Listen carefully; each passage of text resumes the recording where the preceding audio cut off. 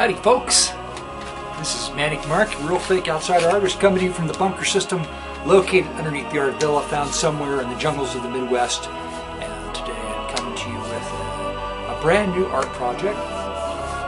It's called Book in a Box, and what I've done is created a box out of wood.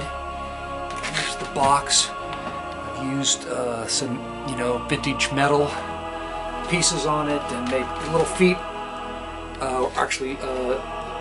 metal feet for lamps, and then I've just put them on the bottom of this, and I've left it sort of, in the video I did a couple days ago, I made that the Smider box and kind of did the white thing, so that thing's still with me. That sort of, I'm in my white phase now where I'm painting things white, and I just left it really kind of like clean, or free of most decoration, so that when you open it up, the book on the inside is sort of framed by the box. Huge. It's a huge book. It's a huge book. It's a huge book, and I've called it since it's the holiday season, I've called it the greatest big story ever thunk up. How I did this was I just wrote on the back of the panel the story, and the problem is these are hardly big enough to contain. See, each panel could be like a 30 by 40 inch piece of cardboard just to tell the story that I've got written on the back visually. So I've had to strip it down to the bare essence, and I think I've captured most of the story, but again, it could be expanded on as you see as I go past the high points. And I guess I'll just read what I wrote, because frankly I don't even remember what I wrote, and or how it will flow together, and maybe I'll make stuff up as I go along. I really don't have any idea about what I don't know exactly. One dark and dry night. See, originally it started out to be set in the desert, but it didn't ended up immediately. The thing about writing a story is you just got to write it and allow yourself to go with the flow, and then things progress. And sometimes the stuff at the beginning of the story doesn't make any sense as you get to the end of the story. You see at the end of the story things will make complete sense.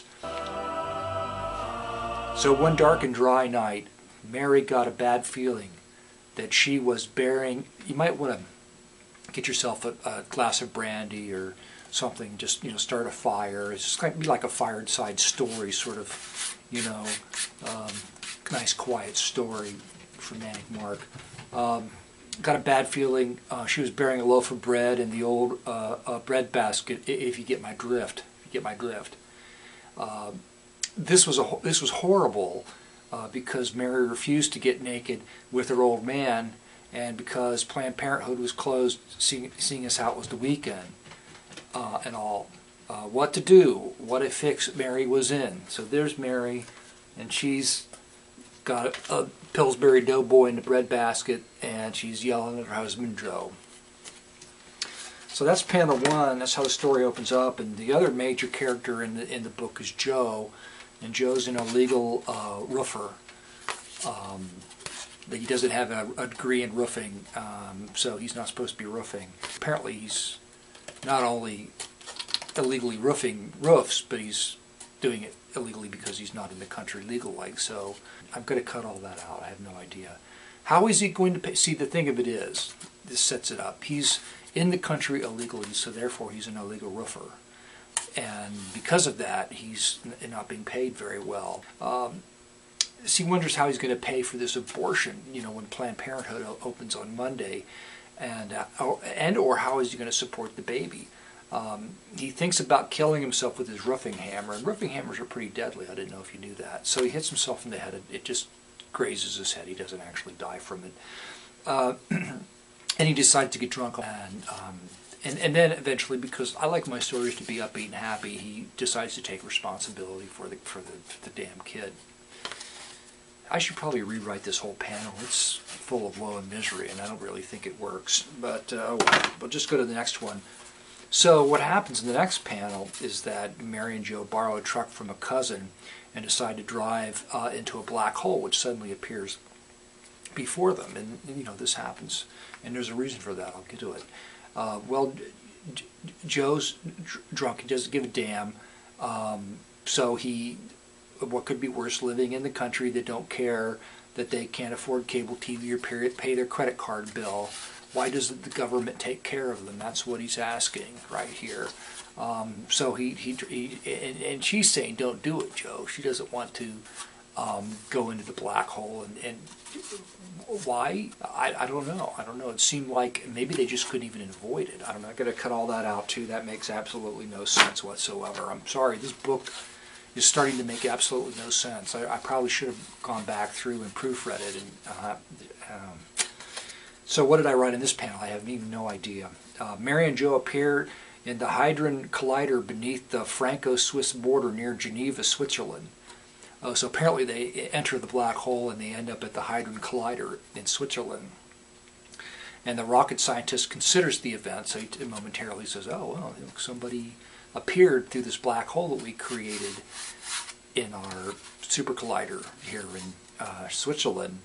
But then he just gets pissed. He yells at them for ruining his experiment because they blow up. You know, the thing is destroyed because whatever happens, they come through and the truck blows something up. I have no idea. The truck runs into a computer. It's just a mess. I'm just making that part up, okay? It's not true. That part's not true. It's not in the story. So they don't even speak Switzerlandish. And I just made that up. I'll probably have to cut that out too. This is not very good. They're summarily thrown out into the street after whacking the screaming dude, which is the rocket scientist with Joe's rubbing hammer. Well, they don't speak, the guys speak in Switzerlandish, and they don't understand that. They've just been sucked through a black hole. They don't understand him. It's confusing, and so she, you know, asked Joe to hit him in the head with a hammer because he's screaming. What would you do? It would be a threatening situation. Right, okay, and the next panel, we've got all the motels are booked in Switzerland due to a porn convention. Don't they have a lot of porn over there? I don't know, I just made that up. It's just a guess on my part. So Joe uses his hammer to break into an animal control center, you know, so they can sleep with the animals.